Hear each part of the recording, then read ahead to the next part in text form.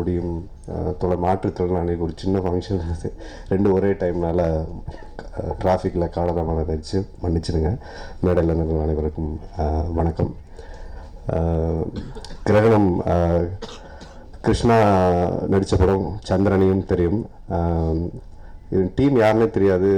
நான் இப்போ லண்டனில் இருக்கும்போது டீசர்ஸ் முன்னாடி ஏதோ ஒன்று ரிலீஸ் பண்ணி நான் அதோட லுக்கை வந்து என் ஒய்ஃப் சொன்னாங்க.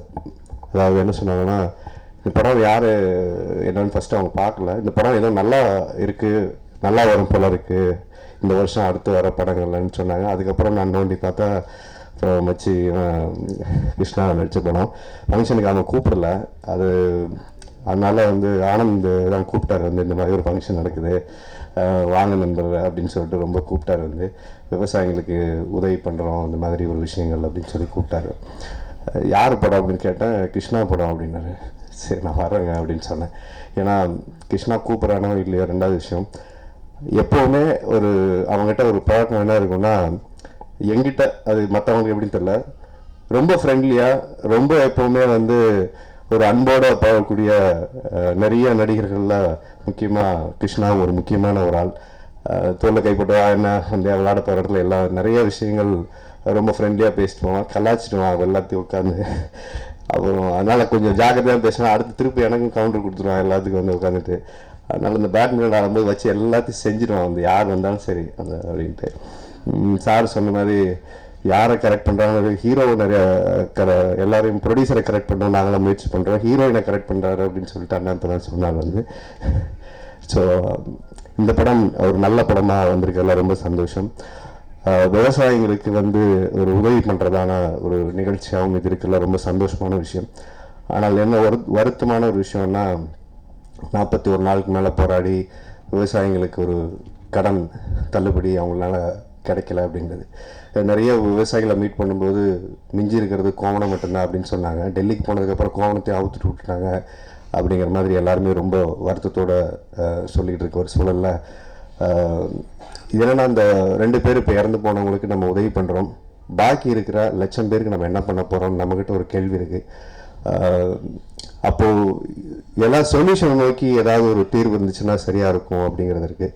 இது விளம்பர நோக்கோட தீர்வு இல்லாமல் அது எல்லாத்துக்கும் ஒரு தீர்வான ஒரு விஷயம் நடக்கணும் அப்படின்னா நம்ம எல்லாருக்கிட்டையும் அந்த ஒரு பொறுப்புணர்ச்சி தேவைப்படுதுங்கிறது இன்றைக்கி சமூகர்கள் எல்லாருமே சொல்கிறாங்க. இன்றைக்கி தண்ணி இல்லாமல் இருக்குது, விவசாயியை காப்பாற்றணுமா விவசாயத்தை காப்பாற்றணுமாங்கிறது ஒரு மிகப்பெரிய கேள்வியாக இருக்குது. எனக்கு தெரிஞ்சு விவசாயிகளை காப்பாற்றுறத விட விவசாயத்தை காப்பாற்றுறது முக்கியமாக இருக்கும். விவசாயத்தை காப்பாற்றணும்னா விவசாயிகளை தானாக பொழைச்சிருவாங்க அப்படிங்கிறதா. இப்போ நம்ம விவசாயத்தை காப்பாற்ற விட விவசாயியை காப்பாற்றுறதுக்காக நீங்கள் 2 பேரை நம்ம கூப்பிட்டு உட்கார வச்சு நம்ம கொடுக்க போகிறோம், சந்தோஷமாக இருக்குது. பட் பாக்கி கஷ்டப்படுறாங்களாம் நம்ம என்ன பண்ணுறதுன்னு மறுபடியும் ஒரு கேள்வி இருக்குது. 2 பேரும் கிடச்சி இப்போ அது என்னென்னா நிறைய பேர் வருத்தப்படுறாங்க, அவருக்கு கிடச்சிருச்சுங்க, அப்போ இது யார் கூப்பிட்டு வந்தாங்களோ திரும்ப அவரை ஃபோன் பண்ணி என்ன கூப்பிட்டு போங்க அடுத்து எங்கே அப்படின்னு அப்படி ஒரு சூழலில் ஒரு விஷயமா இருக்குது. அதனால் தூண்டில் போட கற்றுக் கொடுக்குறத விட மீன் பிடிக்க கற்றுக் கொடுக்குறது ரொம்ப முக்கியமாக தேவைப்படி இருக்குது. ஸோ அவங்களுடைய வாழ்க்கை தரத்தை அவங்களே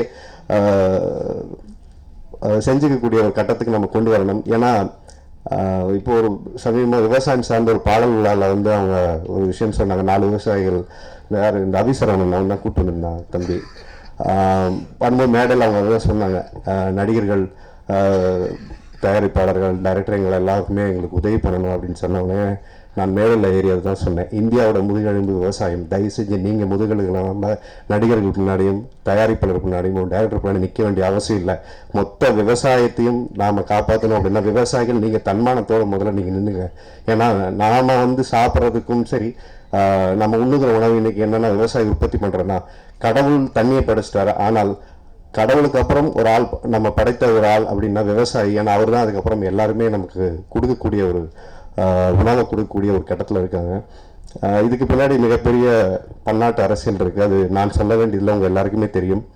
தண்ணி கோல்டில் இன்வெஸ்ட் பண்ணாங்க டிமாண்டேஷன் வந்ததுக்கப்புறம், இப்போவும் கோல்டில் எல்லாருமே இன்வெஸ்ட் பண்ணுறோம். ஆனால் கோல்டில் இன்வெஸ்ட் பண்ணவங்க அத்தனை பேரும் இப்போ தண்ணிக்கு இன்வெஸ்ட் பண்ணிக்கிட்டு இருக்காங்க.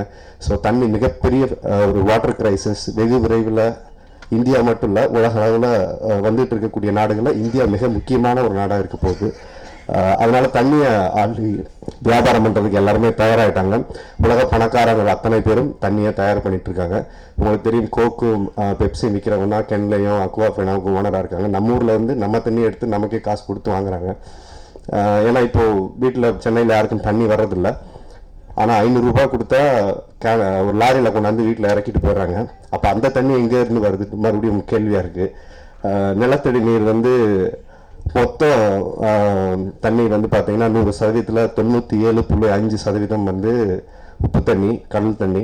பாக்கி இருக்கிறது 2.5%. இந்த 2.5%த்தில் பார்த்தீங்கன்னா 30%க்கு மேலே ஐஸ் கட்டிகளாக இருக்குது.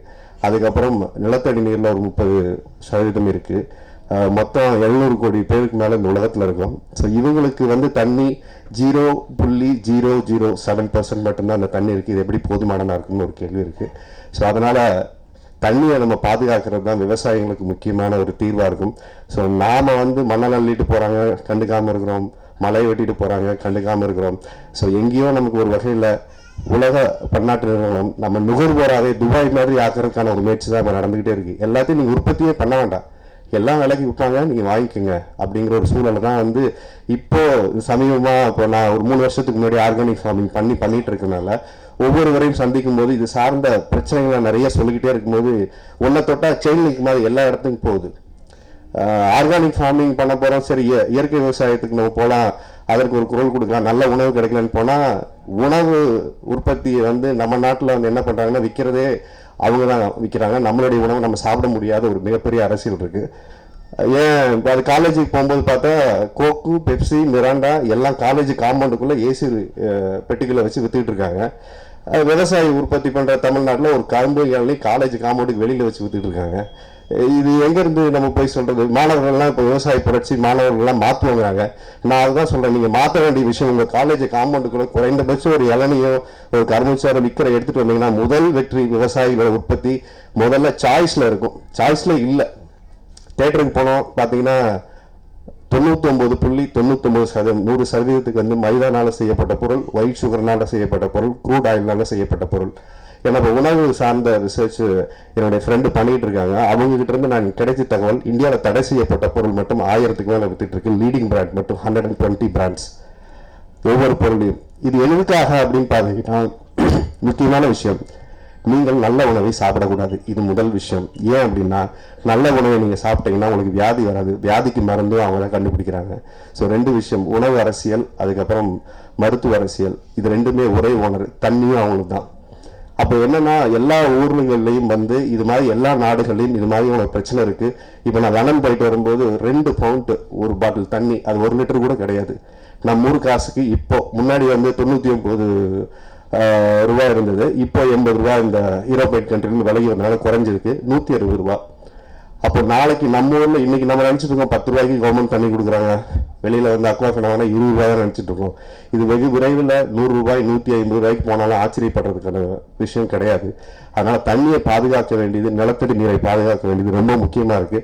இது நம்மமே ரொம்ப ரெஸ்பான்சிபிலிட்டியான ஒரு விஷயமா இருக்குது. ஏன்னா தண்ணி பல கம்பெனிகள் முனிசிபாலிட்டியிலிருந்து தான் உடஞ்சி வெளியில் வர இடத்துல தான் தண்ணியை திருடி கொண்டாந்து விற்கிறாங்க அப்படின்னு சொல்கிறாங்க. ஸோ மகாராஷ்டிராவில் இது மாதிரியான பிரச்சனைகள் டேங்கர் லாரி மேலே முட்டமாக தான் அவங்க சர்வைவல் பண்ணிட்டு இருக்காங்க தண்ணி. ஸோ அதனால் தமிழ்நாட்டினுடைய ஏரிகளையும் அதே மாதிரி நிலத்தடி நீரை பாதுகாப்பவும், அதே மாதிரி ஆல்ரெடி வந்து ஒவ்வொரு வீட்லேயும் மழை தண்ணியை சேகரிக்கிறதுக்கான ஒரு குழி வெட்டி அந்த தண்ணி போகணும்னு சொன்னாங்க.